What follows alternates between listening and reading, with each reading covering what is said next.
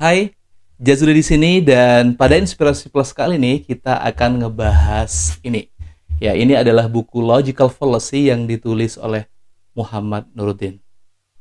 Langsung aja. Inti buku ini membahas tentang masalah kerancuan-kerancuan berpikir atau cacat pikir ya. Kalau kalian pernah nonton, tahu atau bahkan ngalami mungkin pernah dikritik orang, jangan skip video ini. Bisa jadi Anda tidak benar-benar salah, tapi justru malah si tukang kritik itu yang salah. Kalau gitu, aku ingetin sekali lagi, tonton video ini sampai habis. Syukur dan terima kasih jika video ini di-like dan channel ini di-subscribe.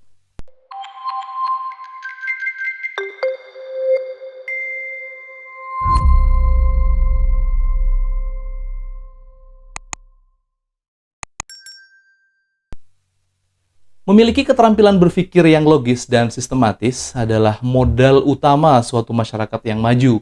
Masyarakat pada negara-negara maju di dunia memiliki tingkat kedewasaan dan kematangan berpikir yang tercermin dalam kehidupan sehari-hari. Mereka memiliki budaya kritis yang menempatkan suatu persoalan pada kebenaran nalar. Sehingga tak jarang, peradaban budaya mereka mampu menghasilkan kemajuan yang pesat dalam berbagai bidang dan aspek kehidupan. Sayangnya dewasa ini, bangunan nalar yang benar semacam ini mungkin sulit dijumpai, entah karena kegagalan kita dalam menalar suatu persoalan, atau memang karena persoalan itu berdiri di atas nalar yang salah.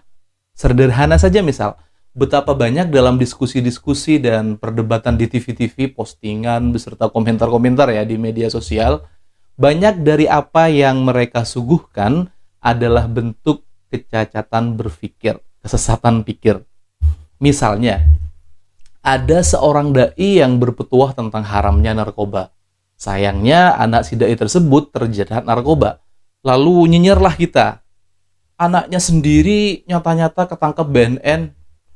Kalau ke kita kenceng bilang haram, neraka, penjara lah. Nah, sering banget kan kayak gitu? Nah, di sini kita bisa melihat ketidaksetujuan kita ternyata bukan pada haramnya barang tersebut, tetapi pada pribadi seorang dai yang dalam tanda kutip gagal mendidik anaknya. Padahal kita sama sekali tidak tahu, sangat mungkin si dai sudah berkali-kali mengingatkan anaknya, tetapi anaknya belum terketuk pintu hidayah. Dalam banyak diskusi di TV juga sering kali kita jumpai, misal seorang aktivis anti korupsi misalkan mengemukan pendapat akan suatu hal, misalkan potensi kepala daerah melakukan korupsi misal ya. Karena lawannya tidak setuju, dia menolak dengan cara meruntuhkan kepribadian si aktivis. Anda ini kan masih bau kencur, tahu apa soal korupsi? Anda demo dikasih nasi bungkus sudah selesai gitu. Padahal boleh jadi apa yang disampaikan si aktivis anti korupsi ini bersandar pada nalar yang benar. Hanya saja dimentahkan dengan argumen yang tidak tepat, yang diserang malah pribadi si aktivis tersebut. Inilah sesat pikir yang pertama, atau yang disebut dengan argumentum ad hominem. Ad hominem artinya ke pribadi gitu ya. Dibahas di buku ini. Nah, contoh lagi misal, ada seorang tokoh yang memperjuangkan kedamaian di tengah panasnya persoalan misalkan Palestina dan Israel, atau kalau sekarang Rusia dan Ukraina. Nah, si tokoh ini lalu datang membawa pesan-pesan damai ke Israel, misal. Nah, karena si tokoh ini beragama Islam sebagaimana mayoritas masyarakat Palestina, tapi malah justru datang ke Israel yang mayoritas Yahudi, muncullah itu hujatan-hujatan kayak dasar si A gitu, anti-Islam, dukung teroris, antek asing, munafik, dan lain-lain gitu kan. Banyak.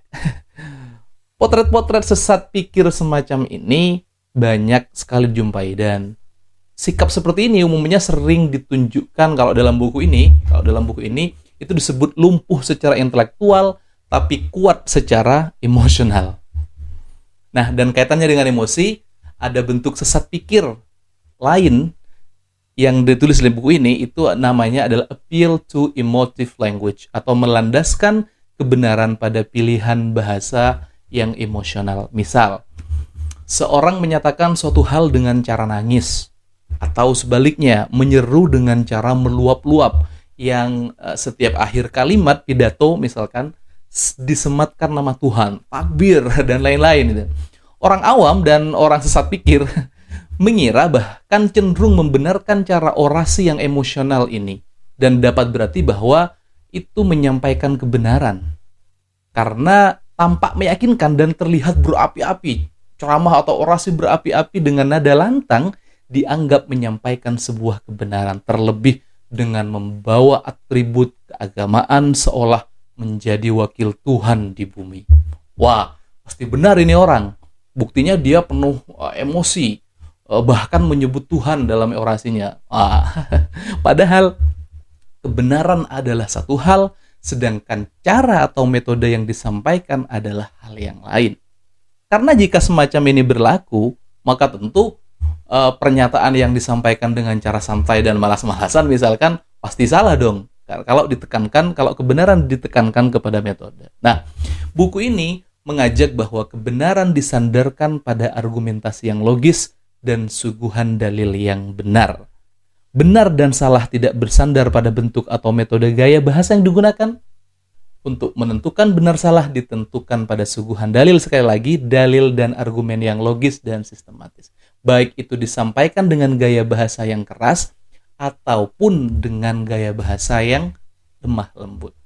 Jika dalam kehidupan kita sehari-hari kejadian ini sering terjadi di antara kita, itu berarti kita sudah terjerembab ke dalam kesesatan pikir. Nah, cacat pikir yang lain yang ditulis di buku ini itu adalah appeal to pity atau menyandarkan benar salah pada rasa kasihan. Misal nih, seorang bandar narkoba dengan 3 anak kecil, ya. Terus kita bilang, wah kasihan, jangan dihukum mati dong dia. Kasihan 3 anaknya, menyelamatkan 1 nyawa untuk 3 anaknya adalah hal yang cukup berarti gitu. Benar, menyelamatkan satu nyawa untuk 3 nyawa yang lain adalah hal yang benar, namun tidak pada tempatnya.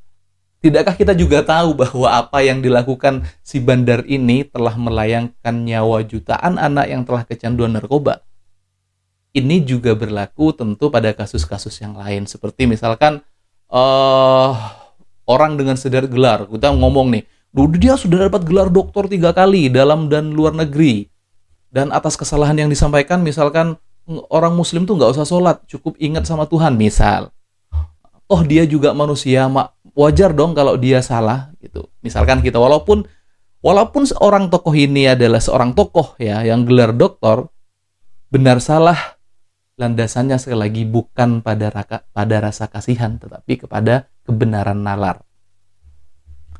Dan satu contoh lagi yang diuraikan di buku ini, karena banyak banget contohnya, itu adalah tentang meaningless question. Ini sering terjadi, yaitu pertanyaan yang tidak bermakna. Ini sering banget kita jumpai di pembelajar filsafat, walaupun nggak semua pembelajar filsafat ya. Seperti pertanyaan, apa itu Tuhan? Apa yang dia lakukan sebelum menciptakan alam semesta? Sejak kapan Tuhan ada? Dan lain-lain. Gitu. Nah, pertanyaan-pertanyaan semacam ini dalam kacamata logika adalah pertanyaan yang tidak bermakna. Kenapa demikian? Karena pertanyaan ini menyoal esensi Tuhan yang apapun jawabannya adalah sebuah kekeliruan.